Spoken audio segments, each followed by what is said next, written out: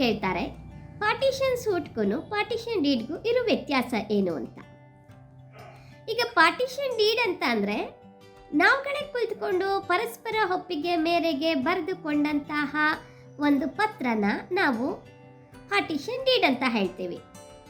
ಅಂದರೆ ಇದರಲ್ಲಿ ನಮ್ಗಳ ಒಪ್ಪಿಗೆ ಇದೆ, ಪ್ರತಿಯೊಬ್ಬರ ಒಪ್ಪಿಗೆ ಇದೆ. ಒಂದು ಆಸ್ತಿನ ವಿಭಜನೆ ಮಾಡ್ಕೋಬೇಕಾದ್ರಾಗಲಿ, ಯಾವುದೇ ಒಂದು ವಸ್ತು ವಿಷಯಕ್ಕೆ ಸಂಬಂಧಪಟ್ಟಂತೆ ಆ ವಸ್ತು ವಿಷಯದಲ್ಲಿ ಯಾರೊಬ್ಬರ ಸಮ್ಮತಿ ಇಲ್ಲ ಅಂತ ಹೇಳಲು ಬರುವುದಿಲ್ಲ. ಎಲ್ಲರೂ ಸಹ ಸಹಮತದೊಂದಿಗೆ ಆ ಪಾರ್ಟಿಷನ್ ಡೀಡನ್ನು ಮಾಡ್ಕೊಂಡಿರ್ತಾರೆ. ಆದರೆ ಪಾರ್ಟಿಷನ್ ಸೂಟ್ ಯಾಕೆ ಬಂತು ಅಂತಂದರೆ 3 ಜನ ಒಪ್ಪಿ ಒಬ್ಬ ವ್ಯಕ್ತಿ ಸಹ ಒಪ್ಪಲಿಲ್ಲ ಅಂದಾಗ ಆಗ ನಾವು ಕೋರ್ಟಿಗೆ ಹೋಗುವುದು ಸಹಜವಾಗಿರುತ್ತೆ. ಅಕಾರ್ಡಿಂಗ್ ಟು ಲಾ ಅಂದರೆ ಕೋರ್ಟಿನ ಮೂಲಕವೇ ಪಾರ್ಟಿಷನ್ ಡೀಡ್ ಆಗಲಿ ಅನ್ನೋ ಒಂದು ನಿಟ್ಟಿನಲ್ಲಿ ಕೋರ್ಟಿಗೆ ಹೋಗಿರ್ತೀವಿ. ಕೋರ್ಟಲ್ಲಿ ಹೋದಾಗ ಅಲ್ಲಿ ಯಾರಿಗೆ ಎಷ್ಟು ಸಮಪಾಲಾಗಿ ಅಲ್ಲಿ ಹಂಚಲ್ಪಡುತ್ತದೆ.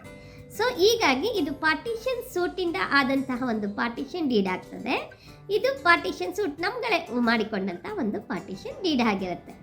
ಸೊ ಅಲ್ಲೂ ಸಹ ಕೋರ್ಟಲ್ಲಿ ಆದರೂ ಸಹ ನೀವು ಅದನ್ನು ಸಹ ರಿಜಿಸ್ಟರ್ ಮಾಡಿಸಲೇಬೇಕಾಗತ್ತೆ. ನಿಮ್ಮ ಪಾಲಿಗೆ ಏನೇನು ಬರುತ್ತೆ ಅದನ್ನು ನೀವು ರಿಜಿಸ್ಟರ್ ಮಾಡಿಸಲೇಬೇಕಾಗುತ್ತದೆ. ಈ ರಿಜಿಸ್ಟರ್ ಮಾಡಿಸಿದ ನಂತರನೇ ನಿಮ್ಮ ಹೆಸರಿಗೆ ಖಾತೆ ವಗೈರೆಗಳನ್ನ ಇಟ್ಕೊಂಡು ಅದನ್ನು ನೀವು ಮುಂದೆ ಅನುಭವಿಸ್ಕೊಂಡು ಹೋಗ್ಬೋದು. ಆ ಒಂದು ನಿಮಗೆ ಬಂದಂತಹ ಒಂದು ಏನು ಪಾರ್ಟಿಷನ್ ಡೀಡಿಂದ ಬಂದಂತಹ ಆಸ್ತಿ ಆಗಿರುತ್ತೆ, ಆ ಆಸ್ತಿ ಅದು ನಿಮಗೆ ಸ್ವಯಾಜಿತವಾಗಿ ಮುಂದುವರಿಯುತ್ತೆ. ಯಾಕೆಂದರೆ ಅದು ನಿಮ್ಮದೇ ಆಗುತ್ತೆ. ಅದನ್ನು ನಿಮ್ಮ ಮಕ್ಕಳಿಗೂ ಸಹ ಕ್ಲೈಮ್ ಮಾಡ್ಕೋಬಹುದಾಗಿರುತ್ತೆ.